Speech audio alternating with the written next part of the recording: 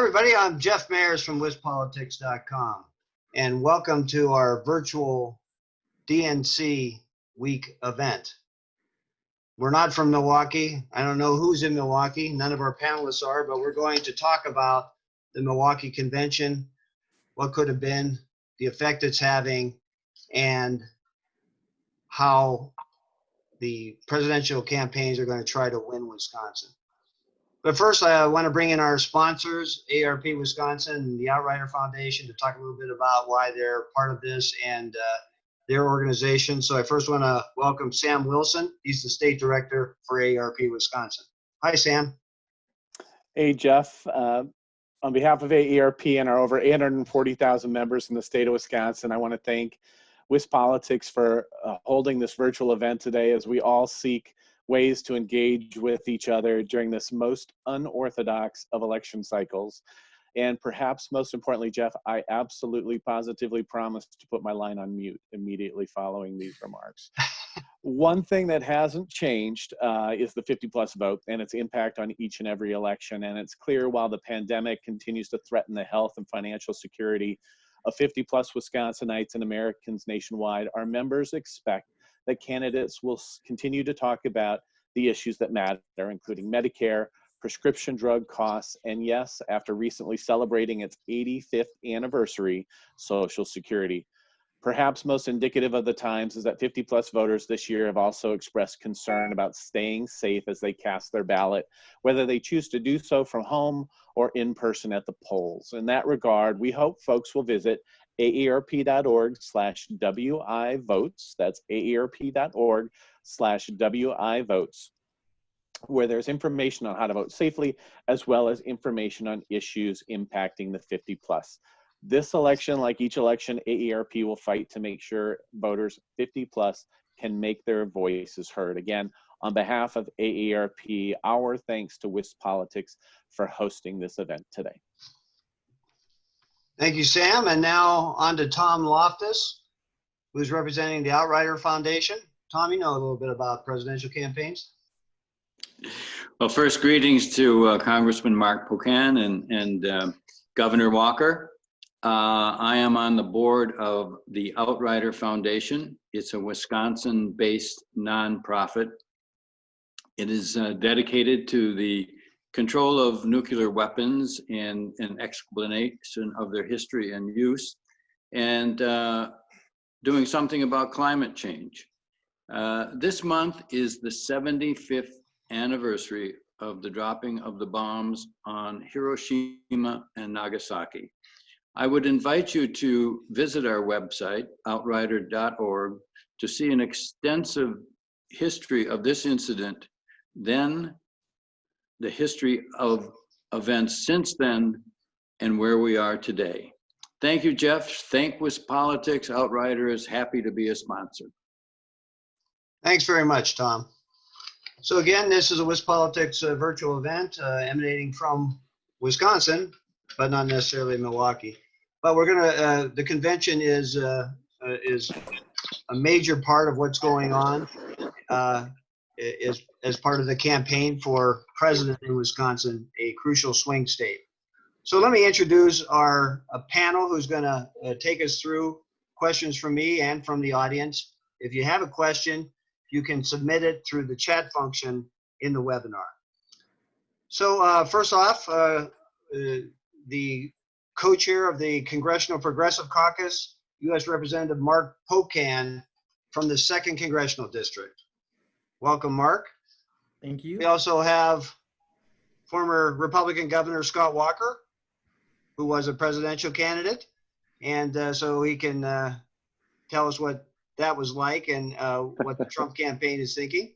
We have Betsy Ankney, who's the political director for the National Republican Senatorial Committee, and she was campaign manager for U.S. Senator Ron Johnson's reelection effort. And Tanya Bjork, she's a senior strategist with the Biden campaign and a veteran Dem consultant here in Wisconsin. So welcome, everybody. So let's just start off. You know, I, like all of you, maybe we didn't know exactly what we were going to see last night when the convention was actually on going to a national television audience. You know, from what I could see, there wasn't a mention of Wisconsin or Milwaukee until Representative Glenn Moore was introduced to speak.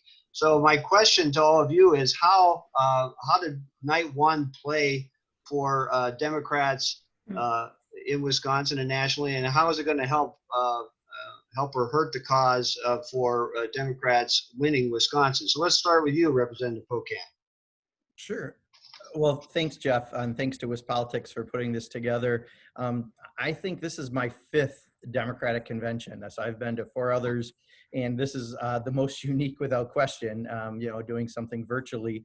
You know, we had to have a responsible convention. You couldn't be selfish. You couldn't be stupid. You can't bring people together right now without masks and not socially distance. And I think it was imperative we did it this way, just as Joe Biden has done a lot of Wisconsin virtual events specific to our state. This is a national convention happening virtually. I think a few things stood out. One, having real Americans be a major focus of the convention, I thought was very powerful. The voices, the woman who talked about her father's pre-existing condition who died of COVID-19 was supporting Donald Trump. I thought was a line that will be remembered long after the convention. I think having a lot of Republicans who are saying, look, Donald Trump's not a Republican. I'm a Republican. I know what one looks like, and he ain't it, was very helpful to help get that message across. I think having Bernie Sanders deliver a very strong endorsement and talk to his supporters about why Joe Biden's important. And then, of course, the last one wasn't even a speech. It was really a conversation with the American people that Michelle Obama had that I thought was extremely effective in getting that point across about why, you know, people have just had enough. It is what it is, and we're going to remember that about Donald Trump, and we really need to have new directions, and that's Joe Biden. So I thought the convention for a virtual event, which I didn't know what to expect at all, Jeff, like I said, I've been to 4 of these other conventions previously, went about as well as it could have possibly been. All right, Governor Walker, what's your view of how day one went for the Democrats? Well, first off, I should just say, just as a Wisconsinite, I was sorry that the convention actually isn't here, and I understand the circumstances, but when it was announced that the DNC was going to be in Milwaukee, I was asked what I thought, and I said, it's not about red or blue, it's about green. It would have been a great economic boost for Milwaukee and the state of Wisconsin. So whether it was the DNC or the RNC, I hope that another national convention will physically come back, even though I think we all understand the circumstances. In terms of reaction, I mean, I thought as well as you can do. I don't know that Republicans are going to have a dramatically different type of format. I think it was Marianne Williamson today, I had to chuckle, said it was like binge watching a Marriott commercial. So it's a little odd with not having speeches the same way you would at a convention versus all these videos. I would agree, though. I always think former First Lady Obama is always effective, even if I don't always agree with every one of her positions out there. I thought, though, as a Republican, the most telling, though, was Bernie Sanders. I've said for quite some time, I thought they were intentionally trying to hide Joe Biden from any sort of questions from the media and a whole lot of attention, because he's really outsourced his agenda to the radical left of the Democrat Party. And Bernie Sanders said it flat out yesterday. He said ideas that were just a couple years ago were considered radical are mainstream. They're still radical. They're just mainstream in Joe Biden's party today because he's given AOC, Bernie Sanders, and now Senator Harris, who's got a voting record according to Newsweek that's actually further to the left than a guy who's a self-proclaimed socialist. That may work in some parts of the country and some parts of the state, but I think that's going to be tough here in the state of Wisconsin. Okay, Tanya Bjork, senior Biden strategist. How is this virtual convention going to help win Wisconsin?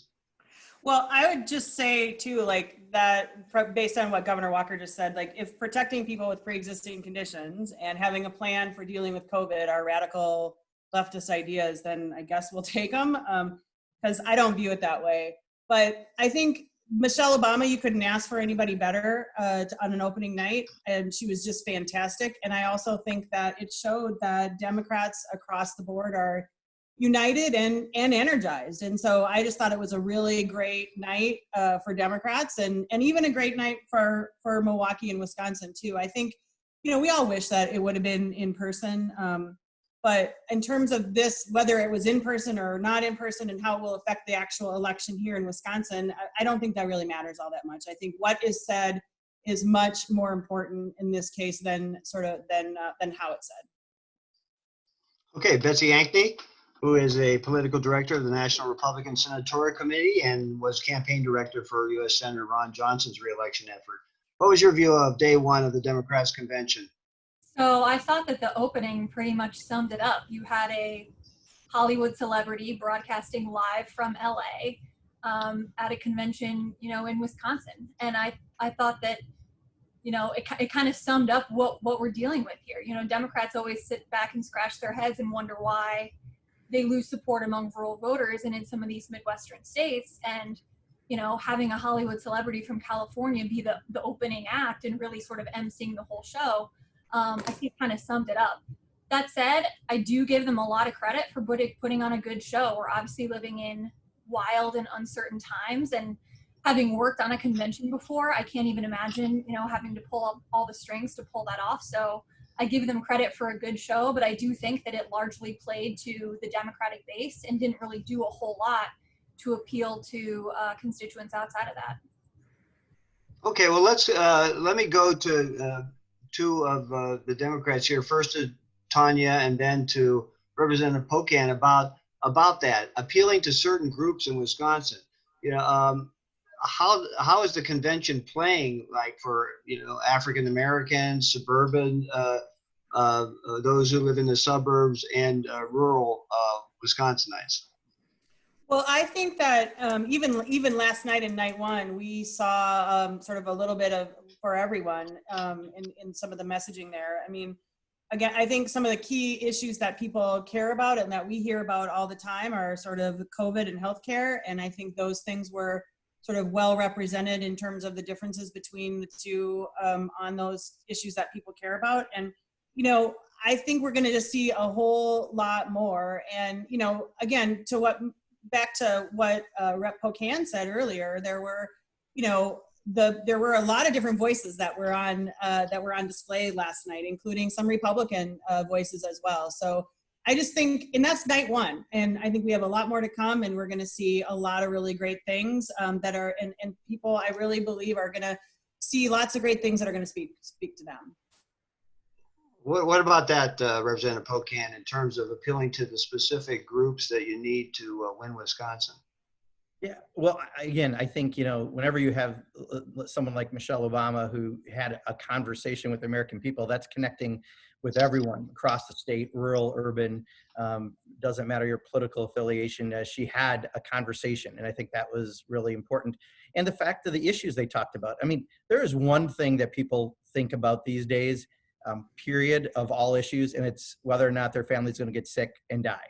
And Donald Trump has, his negligence has caused us to lose tens of thousands more people who've had to die because we haven't had a national response. And people get that fundamentally. What they're looking for is just to have confidence in government again, that someone who's got the steering wheel actually has a driver's license. And right now, they don't feel that with this president, which is why we're in this pandemic worse than virtually any other country on the globe. So I think that message came across, and then, just that rational conversation about, look, we can do better. That's what we are as a country. That's what we are as a state of Wisconsin. I thought that really came across.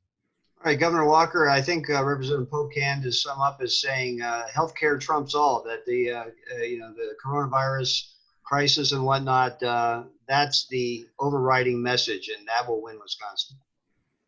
Well, I think out of last night, it's a difference between facts versus feelings. If people look at the facts, they'll look at one of the featured speakers last night was New York Governor Andrew Cuomo, who, if you look at his policies, because of his state, not the federal government, because of his state, they sent COVID positive sick people to nursing homes, and thousands of people died, sadly, tragically, in nursing homes. If you look at the data, you'll see by far the number of COVID-related deaths per thousand is overwhelmingly at the top of the list are New Jersey and New York. And yet Joe Biden thought it was wise to put Andrew Cuomo on the first night of the convention out there. People are looking at the facts. They'll see that the real mishaps in this, tragically, were in states like New York, led by governors like Governor Cuomo out there. I think in addition to people's health, though, people are going to look about the economy. They're going to compare the next few nights with what they hear next week, and they're going to have to make a decision whether returning heavy levels of government regulation, raising taxes on nearly everyone in this country, the sort of things Joe Biden's made claims to throughout the primary process and now up to this general election, are going to get the economy going, or doing the sort of things that helped us recover from the Obama-Biden recession in the past, which we can do again, are the sort of things they want. I think if they look at their health, their jobs, and their safety, they're ultimately going to stick with President Trump. All right, Betsy, President Trump's underwater in Wisconsin for dealing with the coronavirus crisis. So is that the issue that makes Biden win in Wisconsin? I agree with Governor Walker on this. I think that it's, yes, of course, what's happening with COVID, but I also think that you have to look at the economy. 55% of the Wisconsin electorate lives in small towns under 10K. And those are people who are not only concerned about what's happening with coronavirus, but also the economic impact of that. And I think one of the, the leading indicators that we see in all of the numbers is that people do trust President Trump over Joe Biden on the economy. And so I think that, as the conversation shifts more to that, I think that Trump has an advantage there. And I also will say, we talk a lot about, whether Trump is underwater or not. You just mentioned that, Jeff. I think that anything right now that we're seeing in terms of these public polls that are coming out, you have to take with a grain of salt. If you remember back to 2016, that same Marquette poll that came out in early August showed Trump down 15 points and Ron Johnson down 11. So I think that, these campaigns are making decisions based on their own internal data, as they should. And I just think that, right now in this volatile environment, everyone should take this public polling that we see with a big grain of salt. Tanya, you were involved in the 2016 campaign. Yeah. And, I think the polling came up short for you in some respects. What about what Betsy just said? Well, first of all, unfortunately for the Trump and the Republicans, COVID and the economy are sort of inextricably tied together right now. And I think Trump's lack of response to COVID, people understand that it didn't have to be this way, and that the lack of a plan and lack of response early is really a lot to blame to a lot of what's happening with the economy right now. And I can't think of anything more that really impacts every single person, whether you're Democrat, Republican, it doesn't matter. I can't think of any issue that we've ever seen that affects people's lives more than COVID does. It's every single aspect of our lives has changed and completely different based on COVID. And people understand that it did not have to be this way. And on top of it, this is a Trump administration that is trying to repeal healthcare through the courts one more time during a pandemic. And so healthcare and the economy and COVID are all issues that are all very much tied together. And it is hard for me to believe that Trump will succeed on if voters are what voters are telling us are things that are really important to them. All right, let me start with Betsy on this one. Betsy, you ran Ron Johnson's reelection effort, and he beat Trump in the suburbs of Milwaukee. Mm-hmm. So they both won, but Ron Johnson did better. What are the lessons for Republicans in the suburbs of Milwaukee, where I think Democrats hope to undercut what has been one of the reddest voting blocks in the country? Yeah, well, I do think that in Wisconsin in particular, it's true in other states, but I think that Wisconsin has a very rich tradition of this. On the Republican side, on the conservative side, it is very much a team effort up and down the ticket. There was a great piece written by Brian Reisinger, who was our communications director in 2016, who then worked for Governor Walker, talking about just that. And so I think that, what you saw in 2016 is that while Ron Johnson outperformed Trump overall and did outperform him in the suburbs, you had Trump performing extremely well in rural areas. And that rising tide really lifted all ships. And I think, while you don't have another statewide race on the ballot, you do have congressional races, you have strong legislative candidates, you have this strong patchwork of Republican candidates who are all working together to, pull the team across the finish line. So I do think that in the suburbs, in this cycle in particular, while, COVID and the economy are all very important factors, I also think that some of the more radical ideas that Biden and the Democrats are pushing do not play well with those voters. They don't want to defund the police. They don't like the Green New Deal. They don't like a lot of these more radical ideas that are being proposed. And so I think that those voters are going to have a very tough decision, but I do feel good about sort of the Republican effort in the state, the ground game that's been put together, the whole Republican team. And as Governor Walker knows, nowhere is it stronger than in those Milwaukee suburbs. And so I think that at the end of the day, that organization on the ground, coupled with the fact that you have these really sort of radical ideas that do not appeal to those constituents, will help Trump and the entire Republican team hold their own in the suburbs while running up the score in rural areas. So Representative Pocan, I think that these comments are directed at your former man, Bernie, and his full-throated endorsement for Biden and Biden's position on issues of importance to Bernie supporters. So first of all, is what Bernie said last night enough to bring enthusiasm from Wisconsin Bernie supporters? And what about the boomerang effect here that Governor Walker and Betsy Ankney are talking about, that this would turn off suburban voters? Yeah. So, yeah, if this were at night, I would recommend a drinking game. Every time they said AOC, radical ideas, or Bernie Sanders, we'd be sloshed at the end of an hour. But the reality is Joe Biden and Kamala Harris. And that's a very different ticket than that. And again, I agree with Tanya. Those radical ideas are pre-existing conditions. You shouldn't be denied health insurance. I think everyone agrees with those kind of ideas. So, you can say that AOC is running the shot as a freshman congressman, and of course, no one will believe you other than, the Republican talking points that they have on it.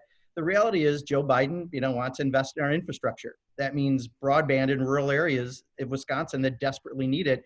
And who knows it more than after the last 6 months, because Donald Trump's incompetence on handling COVID, we're all largely working out of home in many ways, and we need that broadband more than ever, and yet we still don't have it because Donald Trump couldn't get an infrastructure package done as president. Well, we will as Democrats. We passed one in the House. So I think when you look at those sort of issues, people don't want their family to get sick and die. They don't want an economy that's ruined. And these, I'll tell you, small businesses, 100,000 small businesses have closed down already because of what's happened around this poor response to COVID. And then throw in things like broadband in schools.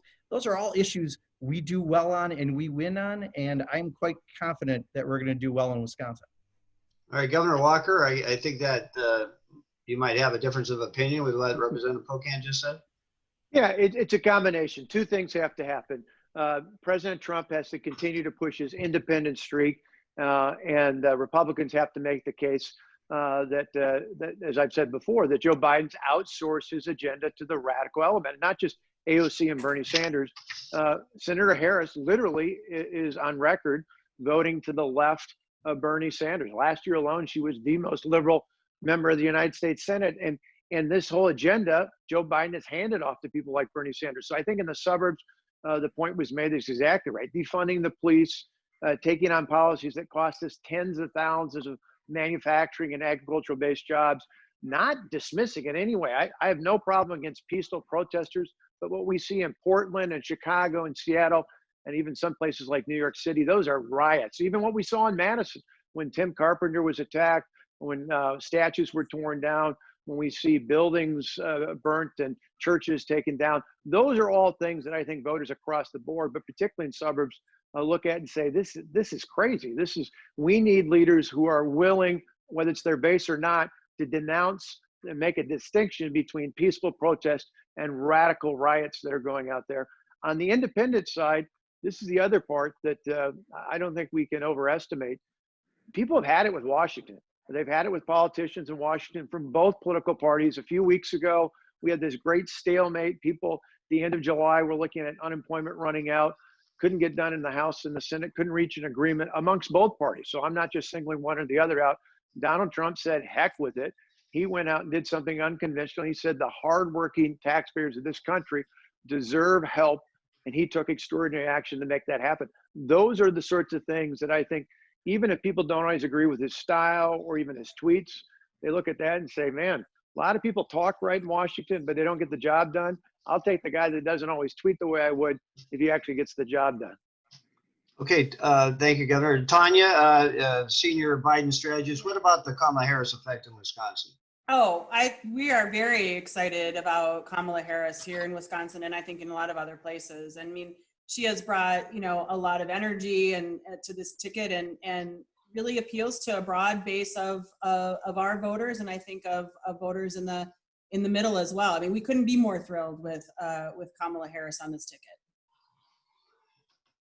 Oh, okay. Anybody else on the Kamala Harris effect? Governor Walker said that she's the most liberal senator. I don't know. I'll take him at his word on that. Is that going to be a turnoff for voters, or is she going to be able to help with important voting groups in Wisconsin, Representative Pocan? Well, not only is that not factually correct, there's probably one list that someone's concocted to try to make her look progressive. No one in their right mind is going to think that Bernie Sanders isn't the most progressive member. So like the Republicans are often good at this. They put out stuff that they know is utterly untrue, but they say it like they believe it.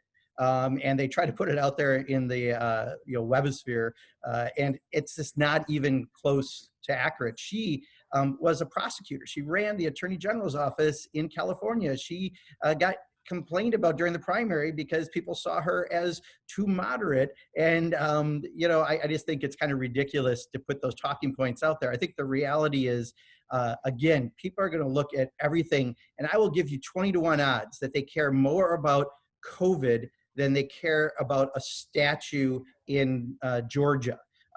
People are looking for what matters for their family.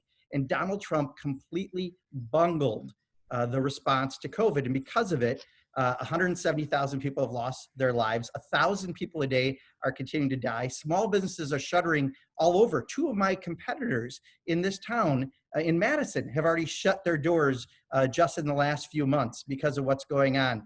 And ask anyone who's got a restaurant, a bar, in the meeting industry, tourism, they're all greatly impacted, and every business that feeds into those has got a 30% reduction at least in business. That's what's happened because of Donald Trump, and that's what's going to resonate, not putting out some fear about, ooh, look at those scary people who took down a statue or had a protest.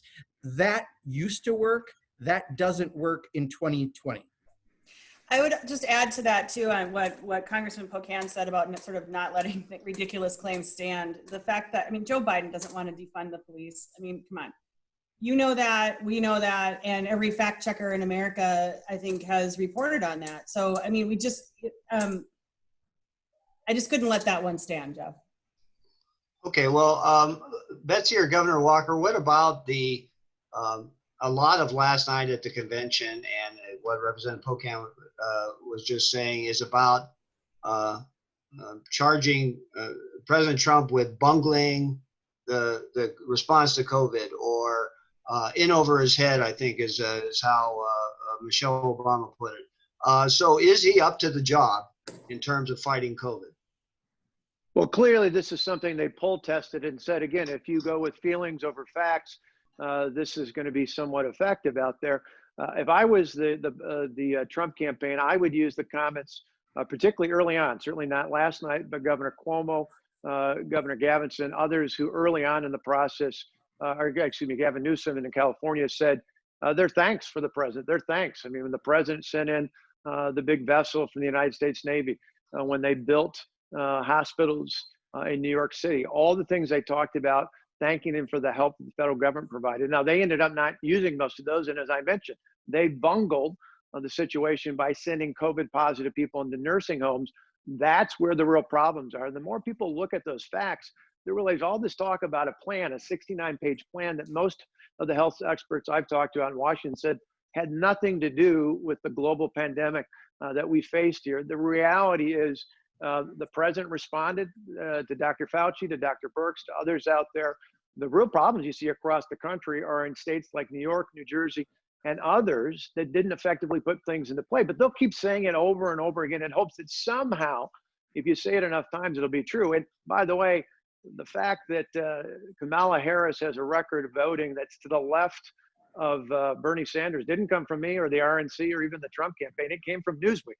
If Newsweek suddenly now is a right-wing conspiracy, then that's news to me, because Newsweek's been around a long time, and they're the ones that compiled the record last week. Scott, that might work because you're out like a DC-based guy these days. that doesn't work in the real world. No one in the world thinks that Bernie Sanders isn't the most progressive member of Congress, and who's been the main advocate for Medicare for all and all these other issues. You can say it all you want to, it's just not believable. I hope you keep saying it, because I don't think people are going to buy it. They smell it as what it is. It's just fundamentally not true. The bottom line is, I'm the only one who currently is serving in an office dealing with this. I had Dr. Fauci several times in front of my subcommittee on appropriations this year. It has been bungled in every possible way, from the initial rollout of tests to 6 months later, we still don't have personal protection equipment and reagents and test kits to actually test 6 months into it, because Donald Trump doesn't want to admit he made a mistake. He won't advocate for masks. When I give you credit, Scott, you said yesterday in an interview, you had just taken off your mask because you wore one. We all should, and I hope we all will continue to advocate for it. But the president won't, because he sees a mask as a symbol of his failure. But we know that has a tremendous impact on making sure people won't get COVID-19. So the average person is way smarter than whatever you happen to think they are, because they see this and they get this fundamentally. And he's not running against Cuomo, although keep talking about Cuomo. That's perfect. But he's not running against Andrew Cuomo. He's running against Joe Biden. And people know Joe Biden better than they know Donald Trump. And I think at the end of the day, they're going to want the steady hand of Joe Biden right now. And just to add to that, though, sorry, Betsy, but just to add to that, on the things that you can keep saying them and hope they're true, but they're not, and nobody believes them. Nobody in the world, and I challenge you to find anybody. Nobody in the world thinks Donald Trump is handling this correctly, and that COVID is handled in a way that has made any consistent sense. So, sorry, Betsy, go ahead. No, that's fine. I was just going to say, to Representative Pocan's point in terms of what people will buy, I think bringing this back to the election and how it affects Wisconsin, I think one of the key factors for voters in Wisconsin, as it is with voters everywhere, but particularly those voters in small towns under 10,000, those rural voters, is authenticity, and who do they trust to get things done. And we have seen those voters time and time again reject sort of traditional career politicians. Tommy Thompson is a perfect example. Those voters voted for Donald Trump in droves, not necessarily because he was the most polished guy. To Governor Walker's point, maybe they don't like every tweet, maybe they don't agree with everything in terms of how he's handled this, but they see him as someone who comes from the outside, who has a different perspective, and is not just part of the same political bureaucracy in Washington. And they buy that, and they like it, and they know him. And so I do think that, we can go on and point fingers on who did what on COVID. And I think everyone on this panel is going to have a different opinion on that. But I think the bottom line is, when it comes to winning the state of Wisconsin, Trump does have a distinct advantage with those voters. And I think that Biden is at a disadvantage because he's not able to be here. You all know that it takes time and effort to win those voters. You have to be in those towns, talking to people, meeting with people, doing interviews with local newspapers. That's what gets those voters to your side. And Trump did that in 2016. Hillary Clinton did not. And Biden does not have the opportunity to do that this time around. So I think that we can go back and forth on all of this all day. But I think when it comes to winning the state of Wisconsin, Trump, with his nature, his persona, and his organization on the ground, has an advantage. Okay, so this is Jeff. I know you forgot about me there for a while, but here I am. I'm back.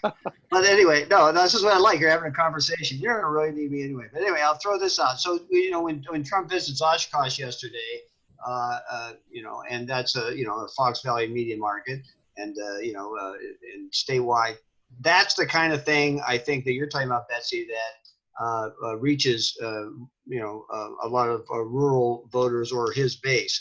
So I guess the question is that base still big enough and powerful enough to win it for Trump again, two presidential cycles in a row? I will and I think Governor Walker, you were going to say something, but I think that it is more than just his base. I think those voters in those small towns in north central Wisconsin, those are not Republican-based voters. Those are people who voted for Obama in 2008. They came out in support of Governor Walker in the recall election, not necessarily because they were Republicans and agreed with everything that he was doing, but because they did not like sort of the madness that they saw in Madison and didn't like the fact how this process played out.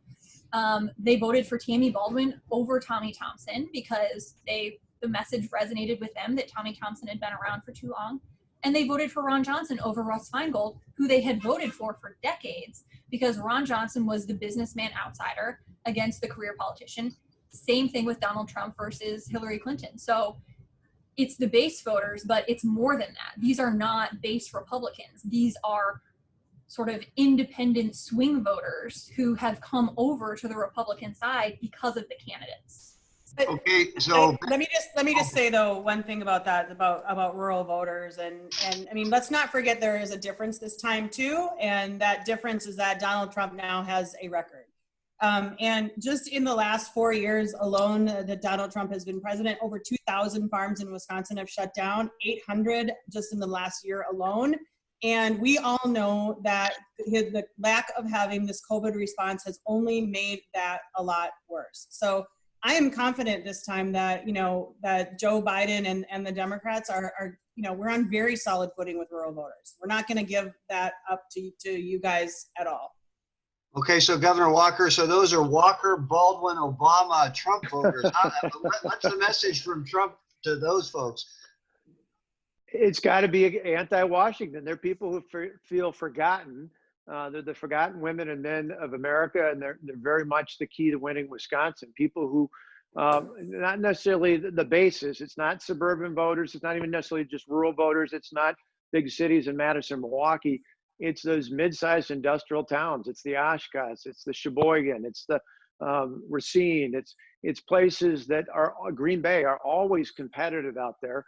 And I think this sentiment that they're frustrated with Washington, with the inability of leaders in both parties to get things done. That's why I can't overestimate the impact the president's actions a few weekends ago had in terms of him saying, hey, unemployed people are hurting. We got to do something. None of you can figure this out. I'm going to take action and do something. When you look at acts like that, I think those go a long, long way towards appealing to those sorts of voters, which are going to be the key voters, not only in Wisconsin, but I think there are similar voters like that in Ohio, in Pennsylvania, in North Carolina, and other battleground states across America. All right, we're going to go to audience questions now, and I'm going to try to round up some of the audience questions in one thing. Well, Representative Pocan, I'm going to go to you first on this, and so you can respond to that as well.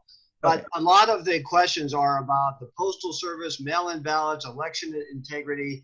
Is this a real concern to you and as a member of Congress in terms of will the Wisconsin election go as it should, and will everybody's vote be counted? Sure. Well, let me answer the last one first, and then I'll come to this one. So on the last one, I think much of that is from a playbook from 2016 to say anti-Washington. Donald Trump's been there 3.5 years. He didn't drain the swamp. He dredged it deeper, built a high-rise luxury condo on it, right? I think people get what he did and what he didn't do. So I don't think that's the issue. What got us was we had about a 200 to 250,000 Dem voter drop-off in 2016, and because of it, we lost the state. We're not going to. Unfortunately, Scott Walker, you felt it more than anyone with a turnout from 2018. When you have 93% turnout out of Madison and much more Democratic turnout, because we learned what happened in 2016, the entire state constitutional offices all went blue. Specifically to the question on voter intimidation, really, I guess is the best way to say it. Although I see Scott's got his book behind him, Unintimidated, so he must have put the word in my head. But plus I gave you a little plug. You're welcome. Thank you, Mark. Here's what I'm telling people. People have the opportunity to defeat Donald Trump twice this fall. He is trying to cause chaos around the election. He wants you to think your ballot won't somehow get in, so is it worth even voting? Here's the bottom line. He can do all he wants to around the post office. We can still defeat him on what he's trying to create around chaos. I recommend everyone, if you haven't already requested your absentee ballot, request it now. When you get it, fill it out right away. The candidates aren't changing. I don't think you're going to have to go back and forth between Joe Biden and Donald Trump. You know what you're doing. Now, wait a minute. Kanye West could still be on there. Like I said, you have a choice between Joe Biden and Donald Trump. You vote. Mail it in. It has 6 weeks to get there. If you don't have confidence in what's happening with the post office because of Donald Trump, then take your ballot, to the city hall, village hall, town hall, and vote. Many communities are going to have boxes to vote in. You can guarantee that ballot will be counted, and you defeat him by him trying to cause chaos. You don't accept the chaos. So you get all your friends to do the same thing. Secondly, then you'll defeat him on November 3rd when your vote counts. So I think he is trying to create a strong amount of chaos around whether your ballot will count or not. And we've seen this playbook around voter suppression from Republicans for a long, long time. I think, though, we learned how to improve on this in 2018 in Wisconsin, and we will make sure that everyone understands you vote early, not often, and you get that ballot in, and it will be counted. And I would just say, just as a reminder, I mean, exactly what Mark said, request it early, fill it out, drop it off right away. But I mean, in terms of timing too, I mean, there are likely to be more than 1 million ballots mailed out on September 17th. And so there is well enough time for all of those people, those folks to fill them out and get them to a drop box and avoid the mail system if that's what they want to do. This election is happening a lot sooner and than it ever has before, and we are prepared. Governor Walker, is Trump engaging in voter suppression? No, absolutely not. And in fact, even yesterday, he encouraged absentee voting in Oshkosh or voting in person. You choose. I voted and did it very effectively earlier this year, and in the primary, no problem whatsoever. There's not going to be a problem with the Postal Service. I get a kick out of some of these social media posts out there that when you look at the fact checks, they're talking about mailboxes missing. They're actually pictures from the past. They're not things that have just happened.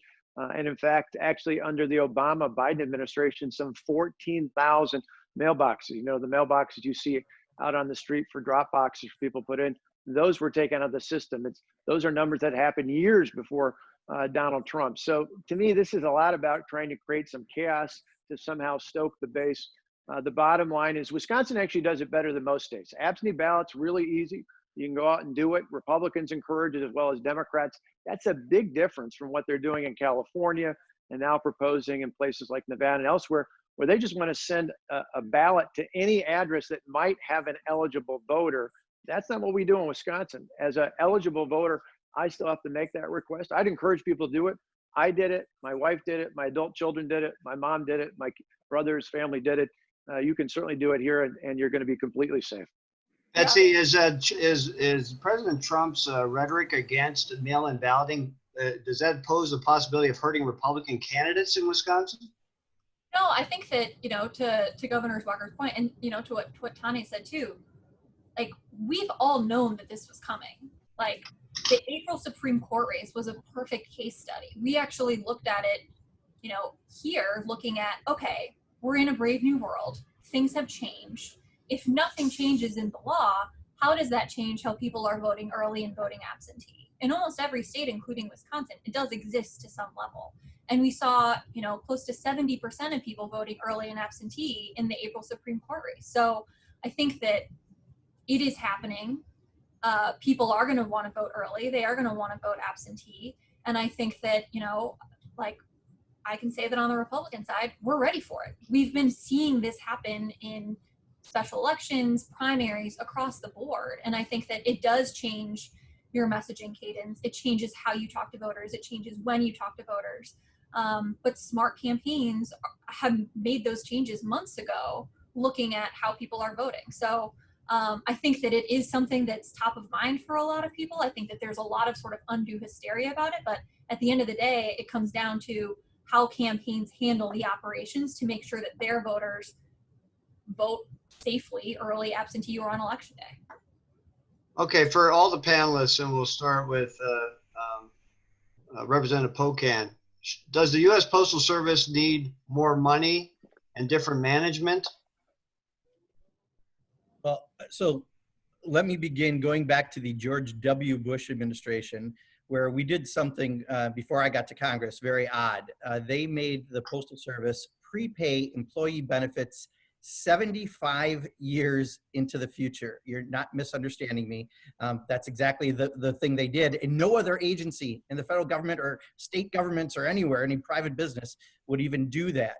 That has been the biggest part of the problem that the Postal Service has had over a number of years. I used to serve on oversight and government reform that had responsibility over the Postal Service when Darrell Issa was the chair, and he has been trying to privatize the post office forever. So there's been a lot of other attacks like that on it. The bottom line is it is wildly popular. 91% of the people count on the Postal Service, from seniors to veterans who get their medications, small businesses who mail out their products and get their products in via that.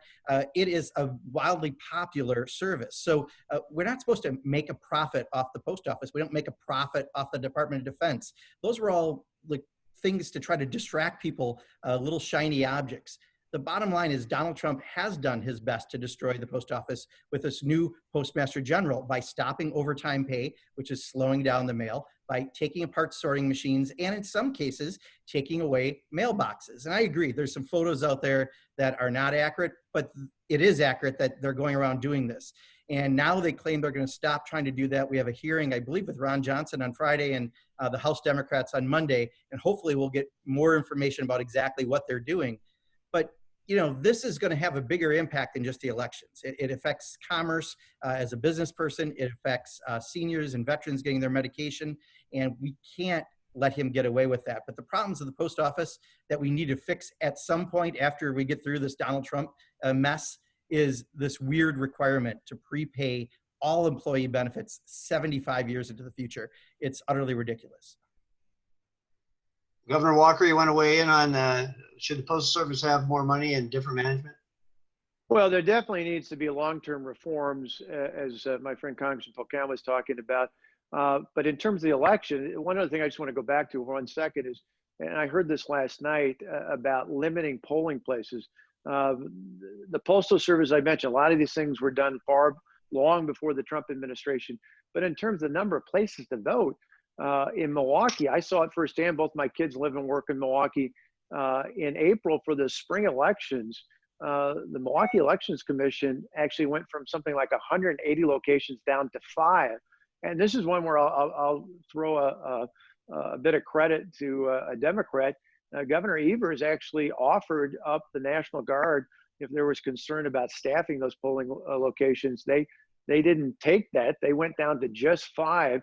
And so you saw some of the chaos that happened at the time was because they dramatically reduced the amount of places you could vote at. The other thing they did, and this plays into this as well, with the changes in staffing with public employees, they didn't get out. A number of the people that were interviewed by the media standing in line where people would actually ask for absentee ballots months ago, not now, but months ago in the spring election, never got them from the city of Milwaukee.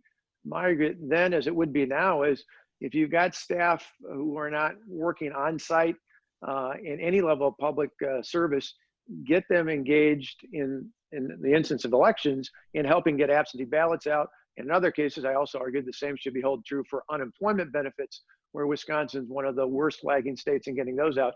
Take those public employees, detail them, reassign them to helping out, make sure these essential things like voting and unemployment benefits get done. Okay, for Tanya and Betsy as the operatives here, wouldn't you be concerned? Milwaukee had some trouble counting absentee ballots in the partisan primary because a machine that opens up the absentee ballots malfunctioned or wasn't working. And then, you had the polling place issues and everything. Is the administration of voting in Milwaukee, is this a concern? Let's start with Tanya. Well, election administration and ballot security and all those other things are always a concern. And I think, you're always going to be able to point to a problem here or a problem there. But I feel really confident that, particularly with as early as absentee ballots, large numbers of absentee ballots are going out now. They're going to be returned earlier. We're going to have more time to sort of process them and all of that. I feel very confident in the Milwaukee election administration and honestly in the 1,800 different clerks that do control Wisconsin elections and the election administration. So that doesn't worry me. Betsy? Yeah, and I'll defer to others on what's happening on the ground in Wisconsin now since I am not there. But I will say that, it does add an extra layer to all of this. I think that, we're not going to know a lot of election results on election night. I think things are going to take longer. Like, you know, again, states like Wisconsin do, you know, a good job with absentee ballots. And, you know, a lot of states already have those systems and processes in place. But when you're looking at 70% versus 30%, it just shifts how you have to handle it. And so I think that that is something that everyone has to be aware of. I think that it's something that everyone is working hard to make sure, you know, goes smoothly. But, you know, I do think that in a lot of places, we might not know on election night because there's still going to be ballots being counted. So. Okay, let me do this exercise. We're coming in near the end here. First of all, is there a swing, is a swing voter, this is from an audience question, but I'm going to take it a little bit further. Does the swing voter, the typical swing voter that we used to know in Wisconsin still exist, or is it an older voter, or is it one of these Walker, Baldwin, Trump, Obama voters, or who is the swing voter in Wisconsin? And what is your pitch to that swing voter? What, you know, or maybe what is the most important swing voter demographic that you think in Wisconsin, and what would be your pitch to that swing voter? Now, I know that's a question that may take some thought, so I'm going to ramble a little bit, then I'm going to ask Betsy to think about that a little bit and muse about that from your experience, you know, getting Ron Johnson reelected. Yeah. Well, and I will say, you know, again, like the last question, I'm at a little bit of a disadvantage here because I am not on the ground and engaged in a Wisconsin race this cycle. But I do think, you know, and again, and maybe it's more focused on 2016, like Representative Pocan said, but I do think that, you know, historically we have seen the most sort of swinginess and flexibility in those, you know, north central small towns in Wisconsin. In our data in 2016, we had what we called demonstrated swing performance, and it was looking at, you know, how votes had shifted and sort of how much flexibility there was in that electorate. And it really was those voters in these small north central towns, looking at, you know, like Tom Tiffany's old Senate districts and places like that. So I do think, you know, again, based on my experience, that is where a lot of these swing voters are. I think that's a contingent that Donald Trump absolutely has to hang on to. I think that's, you know, a contingent that I'm sure Joe Biden will make a play for. So in my mind, that is, you know, kind of one of the key targets. Of course. What's the pitch? What's your pitch? I mean, I think the pitch for Donald Trump is that he is still the outsider who is not part of the DC establishment. And I know that you both have said, you know, you can't do that when you're an incumbent. You can do that when you're an incumbent. Ron Johnson did that when he was an incumbent, ran against Russ Feingold, who was the challenger, and completely ran as the outsider. And I think that Trump absolutely has the ability to do that again, especially against someone like Joe Biden. You know, a lot of people know Joe Biden, a lot of people like Joe Biden, but the fact remains that he has been in DC for a very long time, and you can't call him anything other than a career politician. And so I think Trump's pitch to those voters is that he still is the outsider who is not part of the DC establishment, who thinks of things differently, has a different approach, a different perspective, maybe a little different style, but he's fighting for them and he's working to get things done. Okay, Tanya, who is in your mind, the most important typical swing voter in Wisconsin, if you still think that such a thing exists? And then what's your pitch to them? Well, I mean, suburban women are a particularly important section of the electorate. I wouldn't call them the most important necessarily, but they certainly are always an important piece of this electorate. And my pitch to them would be, you know, again, around COVID and healthcare. It's the issues that they tend to care about most. I mean, a lot of these women are, you know, now the primary, you know, caregivers and schedulers and virtual educators now. I mean, I cannot think of you know, anything that has touched all of our lives any more than COVID, and the lack of response that the Trump administration has shown for COVID and not having a plan, and the fact that Joe Biden does have a plan and that it includes lots of things that make a lot of sense to people are really going to be a key factor in not just the suburban women that are important, but I think all of the voters in Wisconsin as well. So, I mean, that would be my answer. And your pitch to them is? Joe Biden has a plan and Donald Trump does not. Okay. Representative Pocan, what about you? What's the key demographic for you, and what's your pitch to them? Yeah, I don't know if there's a key demographic. I think, what happened 4 years ago is we lost 200,000 plus Democratic voters that otherwise the state would have gone to Hillary Clinton. So we have to give people a reason to vote. But I think for anyone who's undecided, the message should be both competence and confidence. Competence that someone will make sure your family doesn't get sick, someone doesn't die, your small business won't close down. So you want someone who actually has experience. You don't have that with Donald Trump. We're experiencing, unfortunately, a lot of bad things right now because of him. And you want confidence that whoever is that leader will get us through this, we'll get a vaccine, we'll reopen the economy, and we'll be normal again. That's all people want. I want to go to a fish fry and have a spotted cow. Last Friday was my official birthday, and we had some lake perch, and scalloped potatoes, coleslaw, and man, was it good. I want to do that with people, with friends, like Tanya and I used to do back in the day. That's what people want. So it's competence and confidence, and you don't have either with Donald Trump. Okay, Governor Walker, since your voters are some of the swingiest, what about it? What's the key demographic, and then what's your pitch to them for Trump?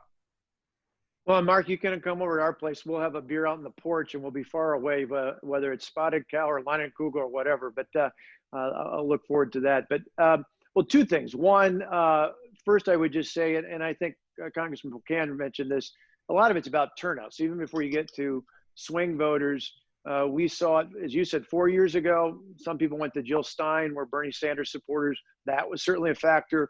2 years ago, we saw it in the gubernatorial election, where a lot of people took it for granted. I tell people, as I talk to voters all across the state of Wisconsin, we need a 2012, not a 2018 turnout, meaning in that recall election, people didn't just turn out, they got their friends, their neighbors, their family members, the people they work with and worship with. 2 years ago, a lot of people took it for granted. They said, hey, the economy's never been better, more people working than ever before, taxes are down, schools are doing great. A lot of people took it for granted, and I don't think anybody on the left or the right will take it for granted this time. So what would I tell an independent, the few that are out there, and there are, I'd say it's about the establishment versus the anti-establishment. It's about Washington versus the rest of us. It's about talkers versus doers. This president doesn't just talk about it, he does it. Joe Biden's had 4+ decades to get the job done. It's presumably why Barack Obama didn't encourage him to run for president 4 years ago. It's why he waited till almost everybody was out of the race to endorse him this time. It's because he's a talker, not a doer. Donald Trump's a doer. He gets the job done. All right, we're at the end of the program here. I want to thank all of you. There's going to be, the discussion will continue. Maybe we can reconvene all of you at another point. It's been great to have Governor Walker, Representative Pocan, Tanya Bjork, and Betsy Ankney. Really appreciate it. And I want to thank our sponsors, of course, Aarp Wisconsin and the Outrider Foundation. Thank you for this. They'll also be the sponsors of our upcoming Midwest Polling Summit #2, taking place in early October. So stay tuned for that. So thank you very much. And this is WisPolitics signing off. Have a good convention week and a good rest of the summer.